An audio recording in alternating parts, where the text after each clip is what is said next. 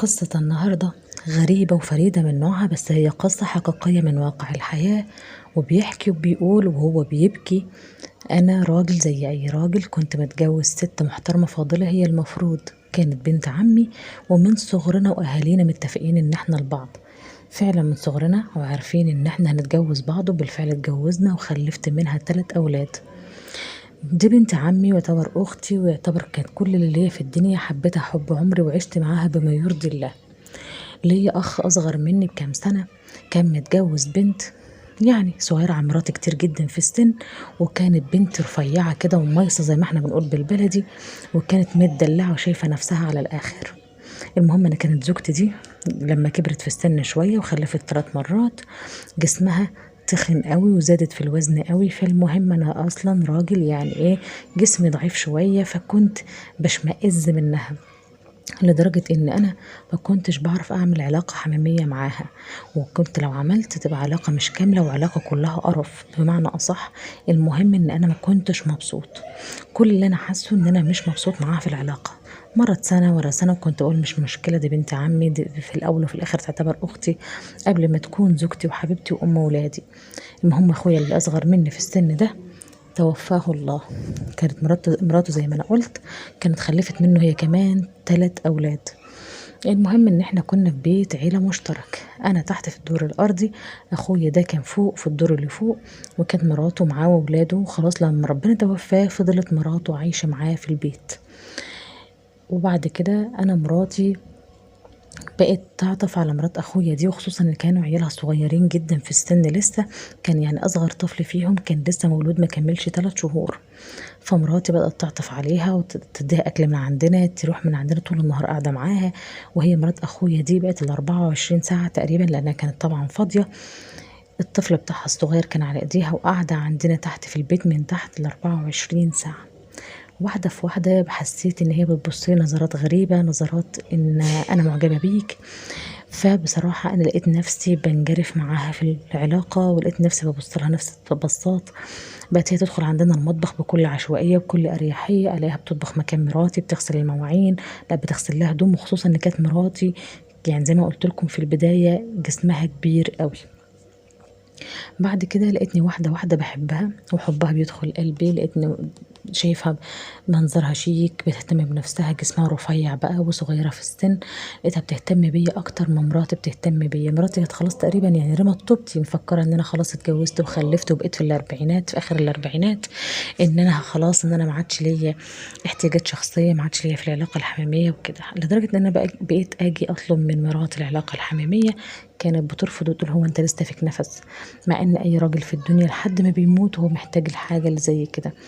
انا مش عايزة اطول عليكم في المشكلة بتاعتي، بس اللي انا حسيت بيه ناحية تجاه مرات اخويا ان هي بقت بالنسبة لي الهوا اللي بتنفسه كل يوم.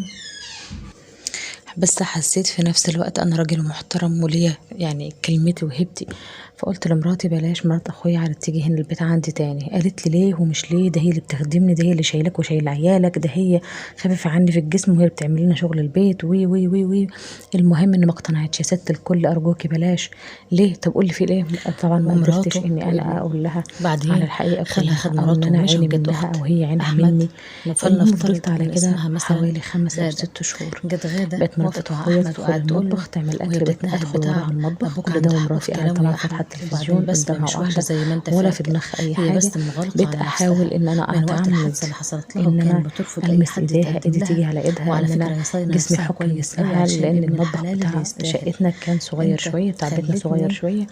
فكنت اكلمك ما علشان انا صدقنيش بحبك، بصراحه، ما اقول لك شفتش اعتبرني منها ان كنبه او هي كرسي، بس مش بنت رافضه الحوار، بل عمتك بالعكس بقت جوهره يا مستمتعه احمد. وبتتكلم انا معايا اتكلمت وتهزر معاها معايا وشفتها، وتضحك وفعلا معايا. هي مش هتتعوض. واحدة واحدة انت لقيت ان اللي انا مش قد بقرب منها مدي اكتر، نفسك لحد انك لدرجة تديها اني انا فرصه بوستها، انك حتى تتكلم وهي معاها، ما يمكن يا ضحكت اخي انت وسكتت، ترتاح يعني مش لها. عندها اي وبعدين مانع من الحب مش الحوار. بالشكل ولا بالسن ولا كل ما بالمستوى احاول المادي او ان انا التعليمي. اكتم مشاعري، الحب زي وان انا ما القضاء، بينلهاش حاجة، بيجي وان انا فجأة، ابعد عنها، لا لحد بتعرف لدرجة حبيت في يوم امتى ولا هي ازاي. قالت لي يمكن تعالى، ربنا في يريد عندي ليك لمبة الخير فرقعت في الشقة وليها. تقريبا، تعالى صلحها لي وكده.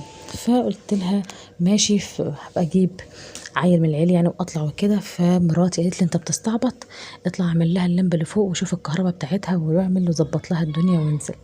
وبالفعل طلعت فوق لقيتها وانا جايب الكرسي وطالع اشوف من اللمبه، لقيتها مسكت رجليا وقالت لي على فكره انا بحبك جدا جدا واتمنى ان انت تتجوزني مع مراتك. فقلت لها ده مش هينفع، انا متجوزها وهي بنت عمي واختي وكل دنيتي. قالت لي وانا عمري ما هعترضك، انا بحبها وبحترمها وهي فاتحه لي بيتها، بس انا يبقى ليله وهي ليله وانا محتاجاك وانا مش عارف ايه كلام من ده كتير، وانت اولى ان انت تربي العيال زي ابوهم بالظبط احسن ما اجيب حد تاني غريب. وفعلا لقيت نفسي غصب عني انجرفت في حب ليها، ما عدتش قادر امسك نفسي. بس كانت المشكله الاصعب ان انا اواجه مراتي ازاي.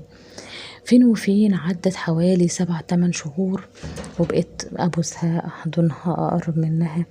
فين وفين لما مراتي شافت موقف لا احسد عليه. مراتي اصلا كانت صاحبة ضغط وسكر، من وزنها الزيادة كانت صاحبة ضغط والسكر. ففي يوم مراتي قالت لي انا رايحة عند اختي، فمعروف ان هي ما بتروح عند اخواتها البنات، بتطول جدا هناك بالحوالي ب5 6 ساعات على ما بتيجي او اكتر. المهم دوت انا كنت قاعد من الشغل، كنت عندي نزلة برد وكنت قاعد من الشغل. فقالت لها ابقي انزلي اعملي له كوباية شاي او كوباية حاجة سخنة لو انا اتأخرت. وبالفعل هي يا دوب مراتي مشت مكملش ساعة لقيت مرات اخويا نازلة نيمت الطفل بتاعها الصغير. النقاد اللي كان مداري جمالها عملت لي وشياكتها فضلت تقول لنفسها انا مش هقبل بالوضع ده، عشان مستحيل اكون كده بقى وكرسي وانا في في وانا حياته. بشرب المشروب انا لازم السخن اعرفه لقيتها من بتحط بسمه ايديها على وازاي ايدي واكون اعمل ايه. احمد ده كان حب عمري اللي فضلت كنت اتكلم بتمنى من معاها ربنا وقلت ليل لها ونهار اخبارك ان ومش هو يكون اخبارك ليا. والكلام اللي انتوا احمد عارفينه ده بين هو اللي كل كانت كل راجل بسات وبنات العيله بتعشقه دخل ما وبتجري بينهم وراه. تالت الشيطان. احمد ده اللي انا رفضت كل فلقيتني العرسان ما حسيتش علشانه وهو ما نفسي يعرفش غير الكلام وانا ده. نايمه على احمد السرير اللي انا وببوس كنت فيها، يوم ما خالد وكان طلب هيحصل ما ايدي بيننا علاقه علشانه كامله. انا كنت طايره من فدخلت الفرحه وكنت مراتي فما حاسه ان حسيناش هيجيلي بالبيت حاله خالص هوس في وبيتفتح. دماغي من شده فمراتي فرحتي. شافت المنظر ففضلت صعقت بسمة واقفة وانا في وهي على المراية سرير وتكلم واحد نفسها وانا نايم وقالت فوقها.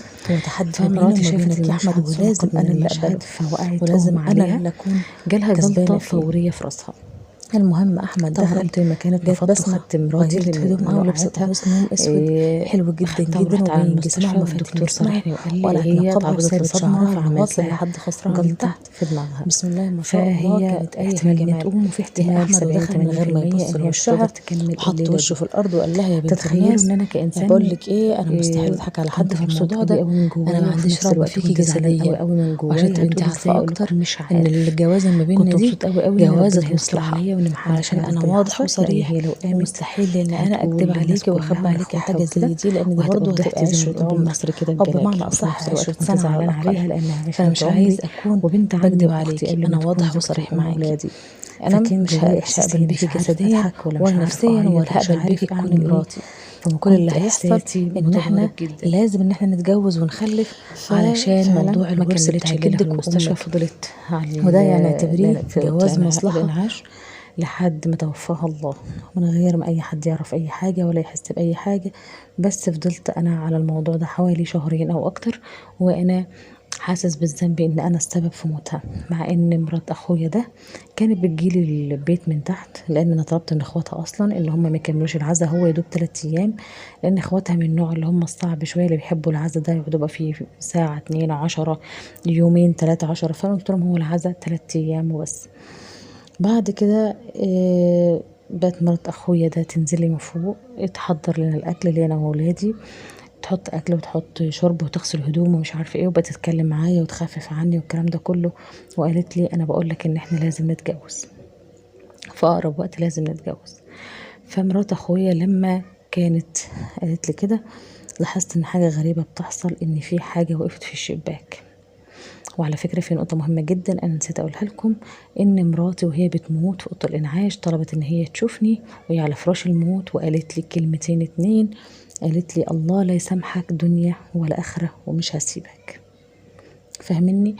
فالكلمتين دول هم السبب في الشهرين دول إن أنا عمال ضميري بيأنبني بطريقة صعبة، وفي نفس الوقت خايف من دعوتها عليا ان ربنا مش هيسامحني دنيا ولا آخرة بسبب اللي انا عملته فيها، وان انا السبب في موتها.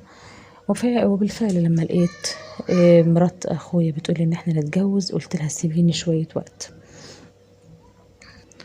وعلشان المشكلة طويلة شوية مش هقدر اكمل لكم اللي حصل مع الشبح بتاع مراته، فهكمل لكم في الجزء التاني ان شاء الله ان قدر الله لنا البقاء واللقاء. فياريت ما تبخلوش علينا بلايك واشتراك في القناة وتفعيل زر الجرس، واستودعكم الله الذي لا تضيع ودائعه، وفي امان الله، والسلام عليكم ورحمة الله وبركاته، وانتظروني في الجزء التاني من الحلقة.